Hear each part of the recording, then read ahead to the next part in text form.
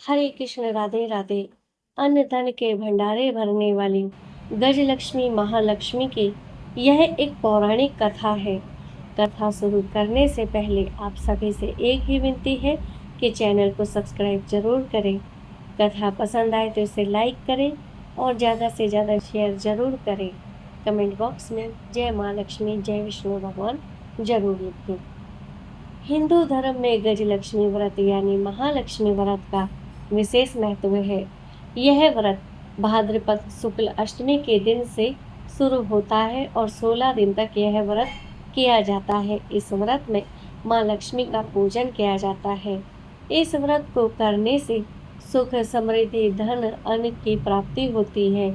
इस व्रत से जुड़ी कई तरह की कथाएं हैं, लेकिन आज कुछ कथाएं जो काफी प्रचलित है वह मैं आपके समक्ष बताऊंगी। पौराणिक कथा अनुसार प्राचीन काल में एक बार एक गांव में गरीब ब्राह्मण रहता था। वह भगवान विष्णु का परम भक्त था। एक दिन उसकी भक्ति से खुश होकर भगवान विष्णु ने उसे दर्शन दिए और मनचाहा वरदान मांगने को कहा। इस पर ब्राह्मण ने कहा कि उसके घर में हमेशा लक्ष्मी का वास हो। इस इच्छा को जानने के बाद विष्णु जी ने कहा कि उसे लक्ष्मी तो प्राप्त हो सकती है, लेकिन उसके लिए उसे थोड़ा प्रयत्न करना होगा। भगवान विष्णु ने कहा कि मंदिर के सामने एक स्त्री रोज आती है और यहाँ आकर उपले पाथती है। तुम बस अपने घर उन्हें आने का निमंत्रण देना। वह स्त्री ही देवी लक्ष्मी है। अगर वह स्त्री तुम्हारे घर आती है तो तुम्हारा घर धन धान्य से भर जाएगा। इतना कहकर भगवान विष्णु अदृश्य हो गए। अगले दिन सुबह 4 बजे ब्राह्मण मंदिर के सामने बैठ गया और जब धन की देवी माँ लक्ष्मी उपले पाथने आई तो ब्राह्मण ने उन्हें अपने घर में आने का निवेदन किया। ब्राह्मण के वक्तव्य को सुनकर लक्ष्मी जी समझ गई कि यह सब भगवान विष्णु का किया धराया है। माता लक्ष्मी ने कहा कि तुम 16 दिन तक महालक्ष्मी व्रत को विधि पूर्वक करो और रात दिन चंद्रमा को अर्घ्य दो। मैं तुम्हारे घर आऊंगी। देवी के कहे अनुसार ब्राह्मणों ने देवी का व्रत एवं पूजन किया और उत्तर की दिशा की ओर मुख करके लक्ष्मी जी को पुकारा। अपने वचन को पूरा करने के लिए धन की देवी अन्न की देवी प्रकट हुई और उन्होंने उस गरीब ब्राह्मण के हर कष्ट को दूर किया और उसके घर को सुख संपत्ति यश मान सम्मान धन वैभव से भर दिया। बोलो जय लक्ष्मी माता की। आइए सुनते हैं महालक्ष्मी की दूसरी पौराणिक कथा। पौराणिक कथा अनुसार एक बार भगवान विष्णु मृत्युलोक यानी भूलोक में गमन करने के लिए निकल पड़े। माता लक्ष्मी ने भी निवेदन किया कि वह भी उनके साथ आना चाहती है। भगवान विष्णु उनके स्वभाव से परिचित थे, इसीलिए पहले ही उन्हें आगाह किया, मैं आपको एक ही शर्त पर साथ लेकर चल सकता हूँ। इस पर माता लक्ष्मी मन ही मन बहुत खुश हुई कि चलो शर्त ही सही, भगवान साथ ले जाने के लिए तो माने। माता फटाक से बोली, मुझे सारी शर्तें मंजूर है। भगवान विष्णु ने कहा, जो मैं कहूँ जैसा मैं कहूँ आपको वैसा ही करना होगा। माता बोली, ठीक है, आप जैसा कहेंगे मैं वैसा ही करूँगी। दोनों भूलोक पर आकर विचरण करने लगे। एक जगह रुककर श्री हरि ने माता लक्ष्मी से कहा कि मैं दक्षिणा दिशा की तरफ जा रहा हूँ, आपको यहीं पर मेरा इंतजार करना होगा। यह कहकर भगवान विष्णु दक्षिण दिशा की तरफ बढ़ गए।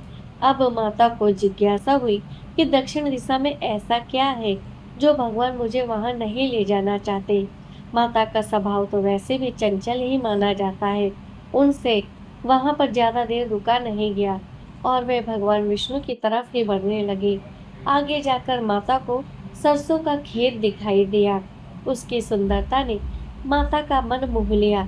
वह फूलों को तोड़कर अपना श्रृंगार करने लगी। इसके बाद कुछ ही दूर आगे बढ़ी कि गन्ने के खेत उन्हें दिखाई दिए।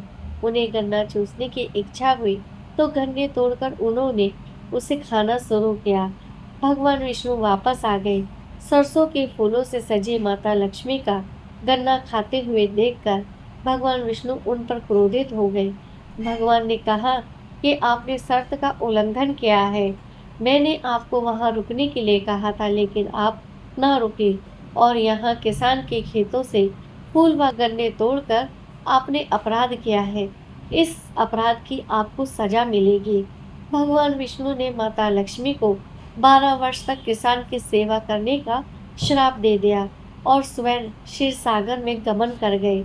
अब विवश माता लक्ष्मी को किसान के घर रहना पड़ा। एक दिन माता लक्ष्मी ने किसान की पत्नी को देवी लक्ष्मी की प्रतिमा की पूजा करने को कहा और बोला, इससे तुम जो भी मांगोगी तुम्हें मिलेगा।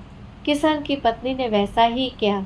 कुछ ही दिनों में उनका घर धन धान्य से पूर्ण हो गया। हंसी खुशी समृद्धि में 12 साल का समय बीत गया।